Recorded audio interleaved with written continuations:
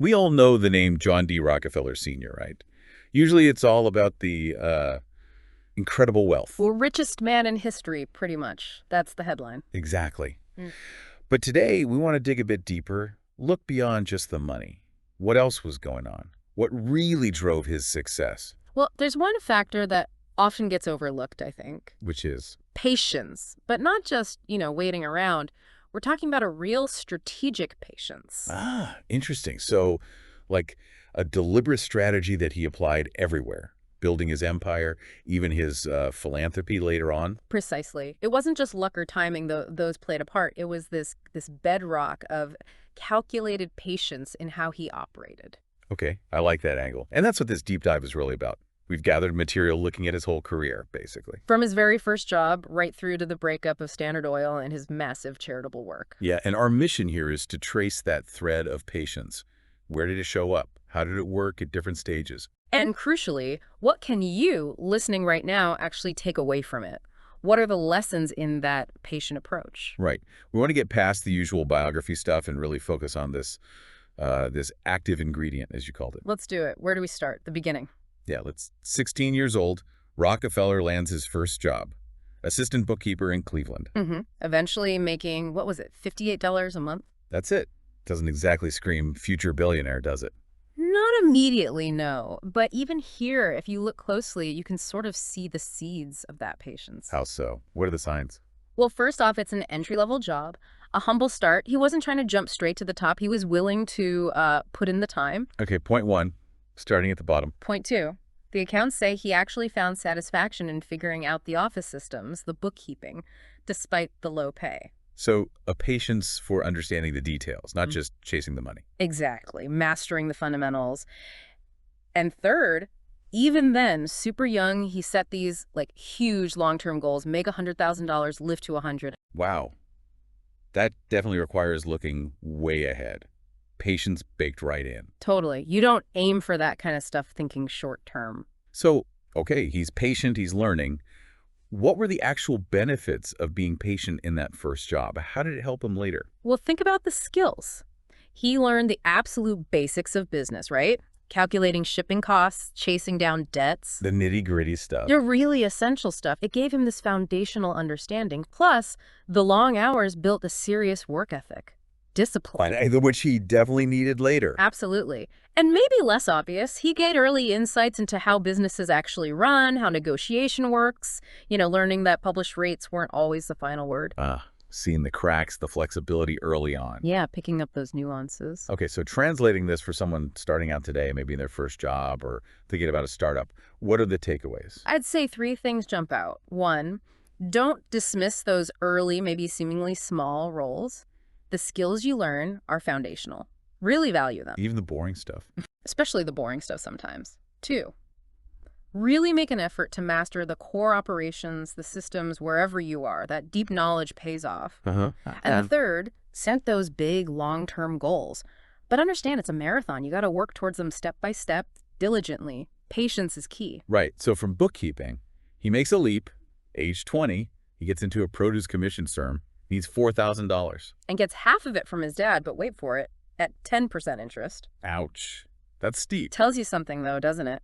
Then the Civil War happens, which actually boosts profits for that business significantly. Okay, so some initial success there. Yeah. But he doesn't just stick with produce, right? He starts looking at oil.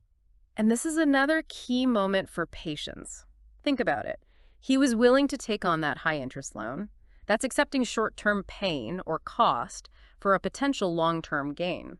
Patience. Instead of just playing it safe for the business that was already doing okay. Right. And he didn't just jump into oil blindly. He observed. He watched the market develop. It was a patient, strategic shift, not an impulsive one. Adapting based on observation. Yes. And crucially, what did he do with those early profits? Boosted by the war, he plowed them back into the business. Aggressively. Delayed gratification. Yeah. Classic patient sign. Reinvesting for growth. Textbook. Prioritizing the future over taking profits out right away. So what were the big wins from this patient approach to getting capital and watching the market? Well, first, he got the money he needed to actually be a business owner, even if the terms were tough. That loan was critical. Got his foot in the door. Exactly. Second, his patient observation meant he spotted the oil opportunity when entry barriers were still relatively low. He got in at a good time. Before it got too crowded or expensive. Right. And third, that reinvestment. It just supercharged his growth. Compounding kicked in, much faster than sticking with produce alone. Okay, lessons for the entrepreneurs listening. What can they learn about patience from this phase? Again, maybe 3 key things. First, when you need funding, be strategic, be patient. Sometimes costly money is worth it if the long-term vision is there. Don't just look at the interest rate in isolation. Right. Second, always be watching the market patiently. Be ready to adapt, to pivot if a better opportunity emerges. Don't get stuck. Stay flexible. And third, really internalize that idea of delayed gratification. Reinvesting profits is tough, but it's how you build something substantial long-term. Patience pays. Okay, this brings us to a really famous period. The Cleveland Conquest, around 1872. Oil refining was booming but messy. Lots of small players. Very fragmented, yeah. Low barriers to entry initially. But Rockefeller wasn't content with just being one player. He started consolidating. And this was after he'd already bought out his first partners back in '65 for a pretty hefty sum. Yeah, about $72,500 back then. Over $1 million in today's money, roughly. Shows his ambition early on. So this Cleveland Conquest, walk us through the signs of patience here. It sounds aggressive, but where's the patience? Well, the aggression was in the goal, maybe, but the execution was methodical, patient. First, he didn't try to buy everyone overnight. It was systematic over time, a patient pursuit of competitors. Planned acquisitions. Second, his negotiation tactic often involved patience. He'd apparently show his books to rivals, point out how much more efficient Standard Oil was. Kind of a flex, but also strategic. Right. Then offer them, decent terms to sell. But if they refused, he was patient enough to just let his efficiency squeeze them out eventually. He was prepared for them to fail. Wow. Confident patience, maybe? You could say that. And third, he seemed to have this long-term conviction. He genuinely argued or believed that consolidation brought order and efficiency. He even called himself an angel of mercy to the chaotic industry. Right, bringing stability through dominance. Well, yes. But the point is he had this long-view justification that required patience to fully realize. And the benefits. What did this patient consolidation actually achieve for him? It was huge. Market dominance, fast. He absorbed, 22 out of 26 competitors in Cleveland very quickly. Incredible consolidation. And that scale allowed him to implement his cost-cutting methods everywhere, driving efficiency way up. Plus, bigger market share meant more negotiating power. Like with the railroads for shipping discounts. Exactly. It created this reinforcing cycle, all built on that initial patient consolidation. So for businesses today, thinking about growth through acquisition or dealing with competitors. Yeah. Lessons on patience. 1, be methodical. Don't just buy randomly. Understand the market, target strategically. Have a patient plan. Know your end game. 2, patience in negotiation is vital. Offer fair terms, sure, but be prepared for the long haul if needed. Don't rush into bad deals. Let things play out sometimes. And 3, think beyond just eliminating rivals. View acquisitions as a chance to integrate, improve efficiency, and build a stronger, more resilient operation for the long term. That takes patient integration work. Makes sense. So he conquers refining in Cleveland. What's next? Transportation, controlling how the oil moves. Yeah, initially it was all about the railroads. He was dependent on them. And we know he got good at negotiating rates and rebates early on. That bookkeeping experience paying off. Definitely. But he saw the railroads had leverage, so he developed this long-term vision, pipelines. Ah, the pipelines. A game changer. Absolutely. And building that network, acquiring pipeline companies, that required immense patience and capital investment over years. It wasn't a quick fix. And it put him on a collision course with the railroads, right? The established powers. Big time. Major clashes with guys like Vanderbilt. They didn't like losing control, obviously. So signs of patience in this phase.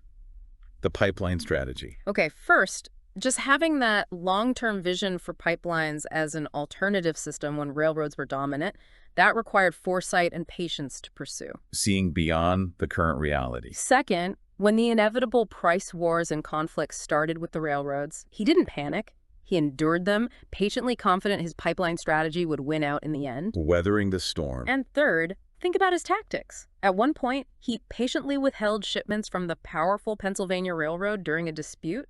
That's prioritizing the long-term strategic goal over immediate revenue. Serious patience. That takes nerve. And the benefits of controlling transport so patiently. Fundamentally, it gave him direct control over a crucial part of his supply chain.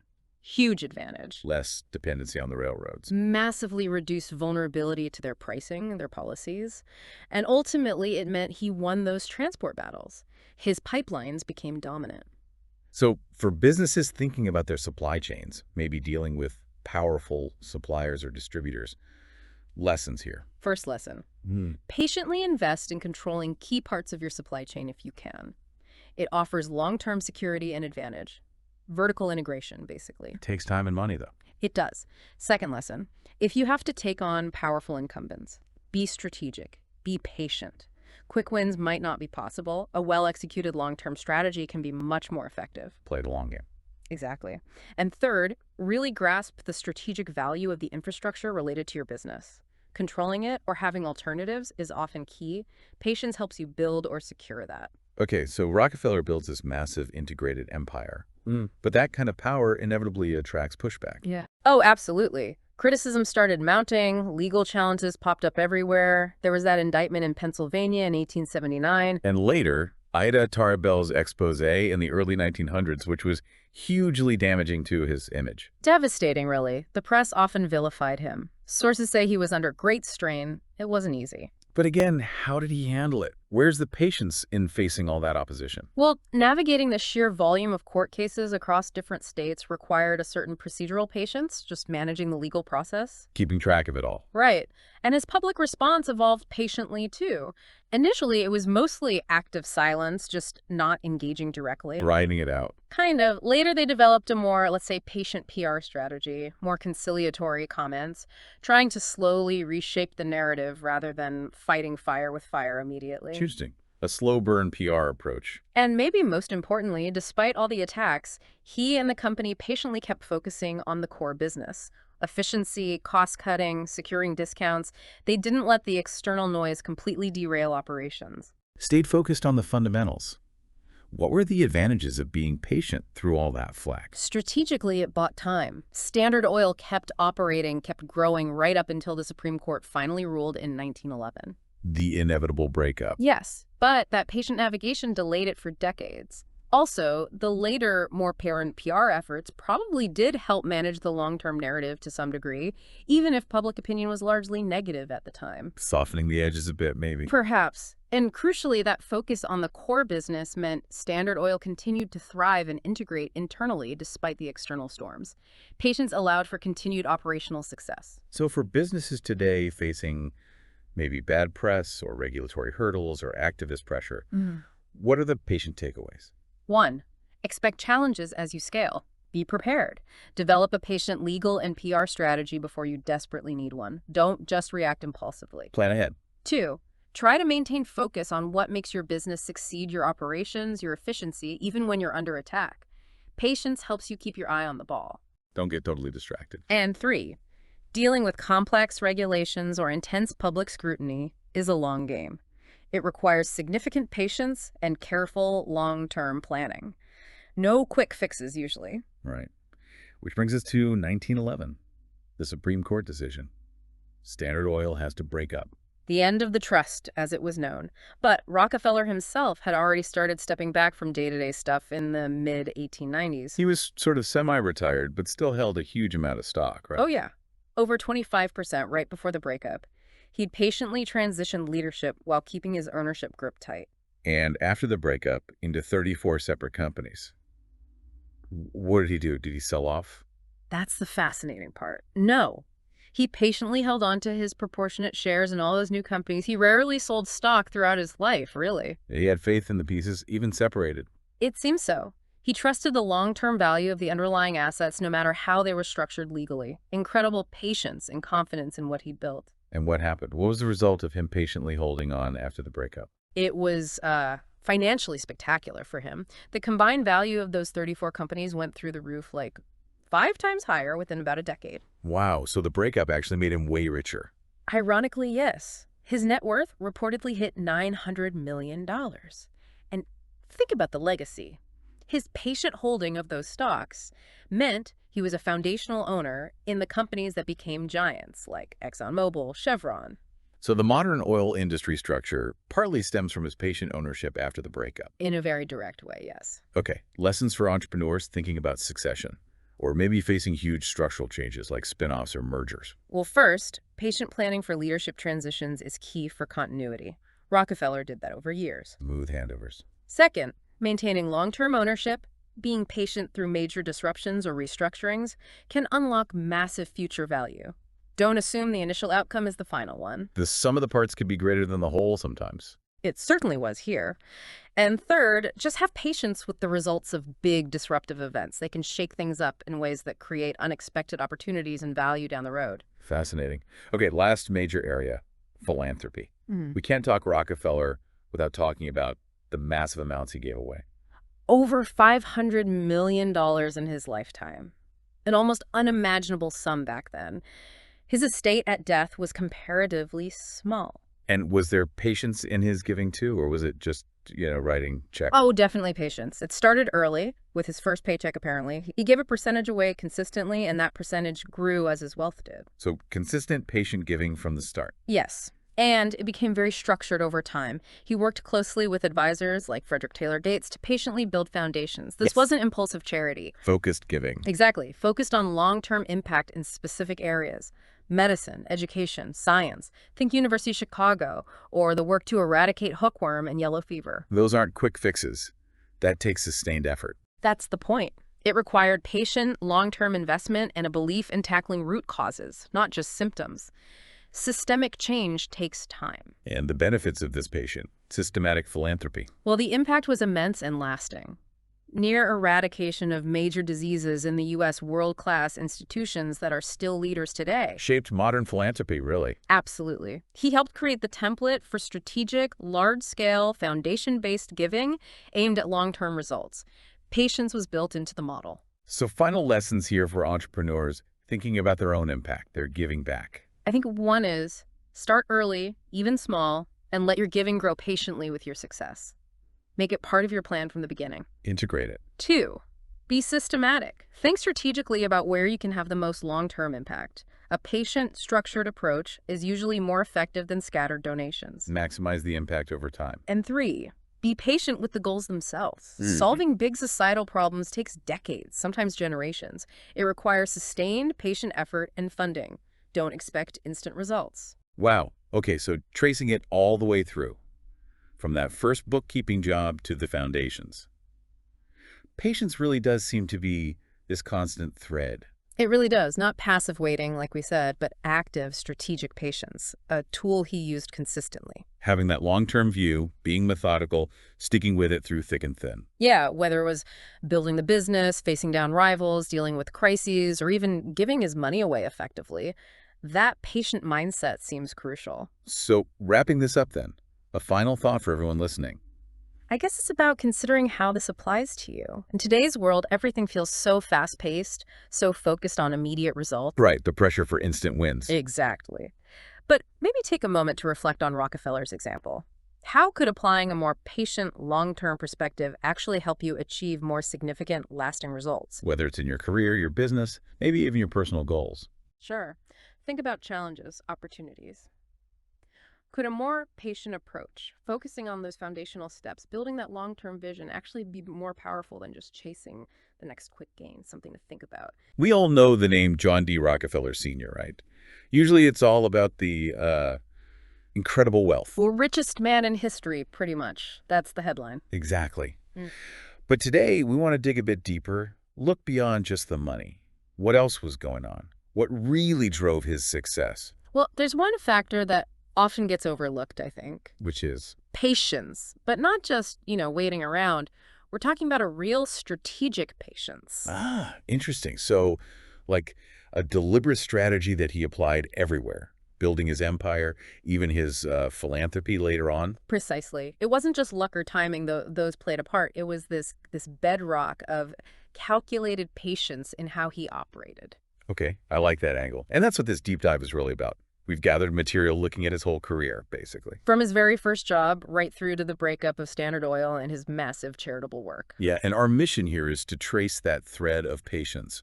Where did it show up? How did it work at different stages? And crucially, what can you, listening right now, actually take away from it? What are the lessons in that patient approach? Right. We want to get past the usual biography stuff and really focus on this active ingredient, as you called it. Let's do it. Where do we start? The beginning. Yeah, 16 years old, Rockefeller lands his first job, assistant bookkeeper in Cleveland. Eventually making, what was it, $58 a month? That's it. Doesn't exactly scream future billionaire, does it?